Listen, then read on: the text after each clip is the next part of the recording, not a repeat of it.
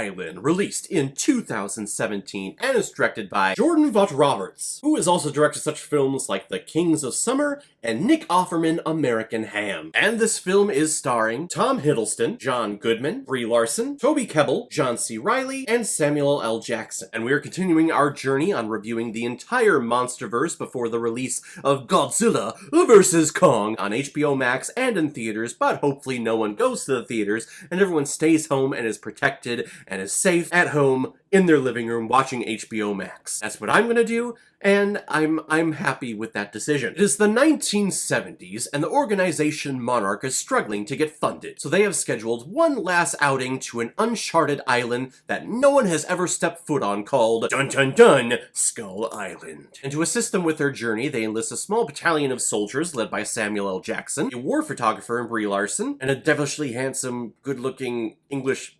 accent-bearing tracker in Tom Hiddleston. Because that's what he is here.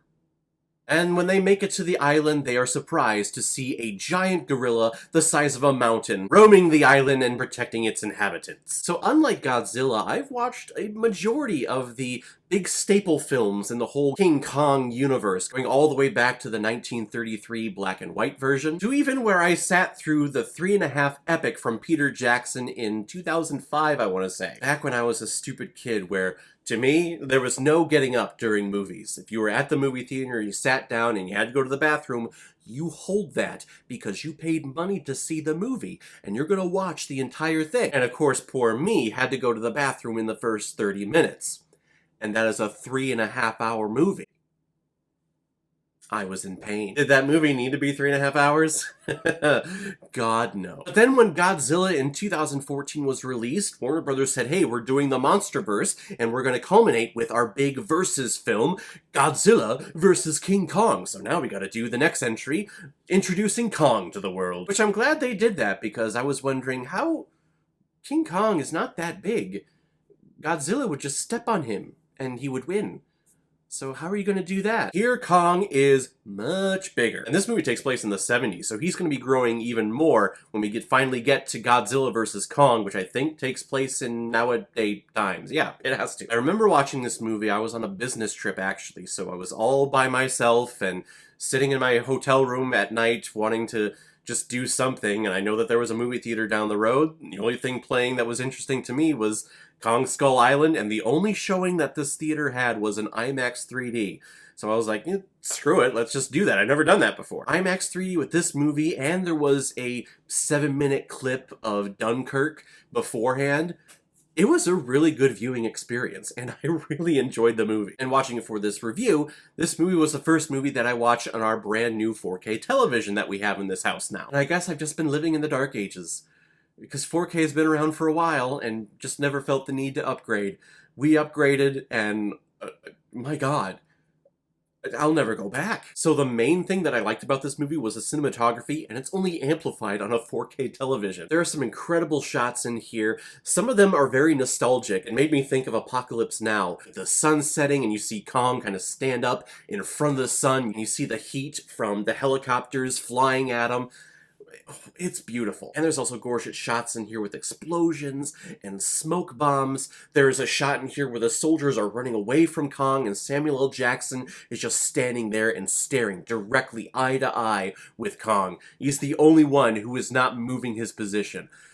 I love his character, by the way. He is by far, in this whole MonsterVerse universe thing, the best character out of all of them. We'll never see him again after this film, of course.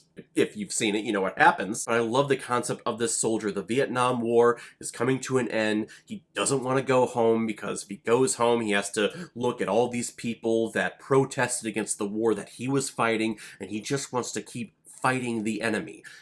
It doesn't know who the enemy is. He will create one if he has to. He just needs to always be opposing an enemy. And he finally has one here with Kong. And his soldiers sense that, yes, this is a suicide mission. This is just dumb. Why are we going after this thing? But they're soldiers, and they need to take commands from their commanding officer. So this Captain Ahab type character is saying, no, we are going after this white whale. We are going after this enemy. Because he is an enemy, and we just have to. Samuel L. Jackson, he's what? He's 200 years old, and he's a badass, great actor, and he hasn't lost a step in, gosh, what, 40, 50 years of him acting in films?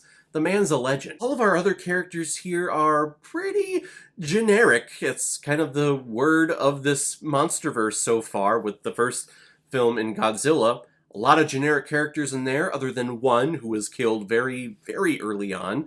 And then we go here, and aside from Samuel L. Jackson, all these other characters are, again, very generic. Brie Larson is here, who I believe just won the Academy Award for Best Actress in her performance in Room.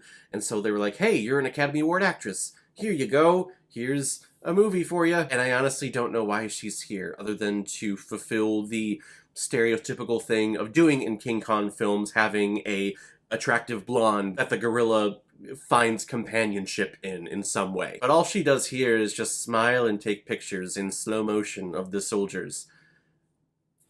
That's everything that she does.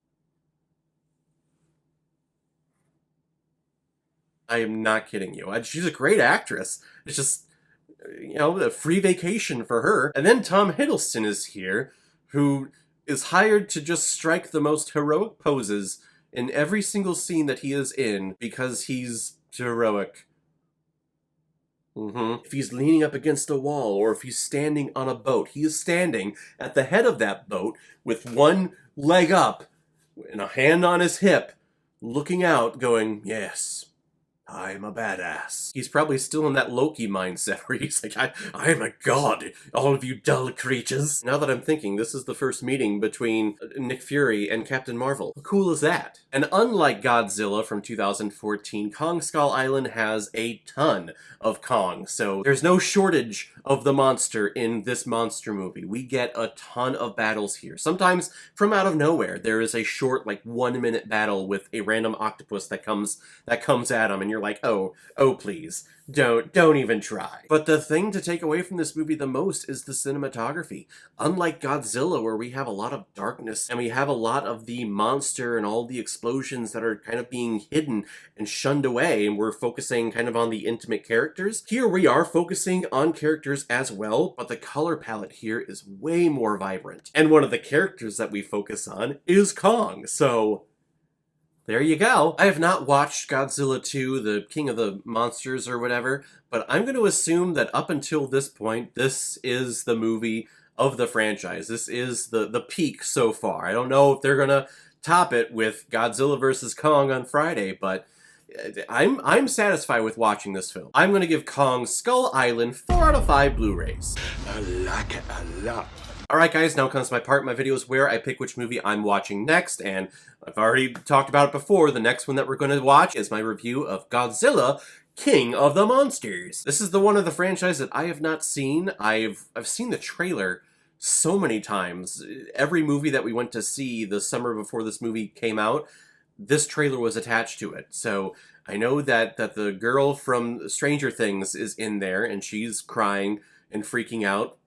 So basically what she does in Stranger Things. It also looks like there's just a ton of monsters in this movie, which makes me believe that there's going to be a lot of death and casualties of civilians.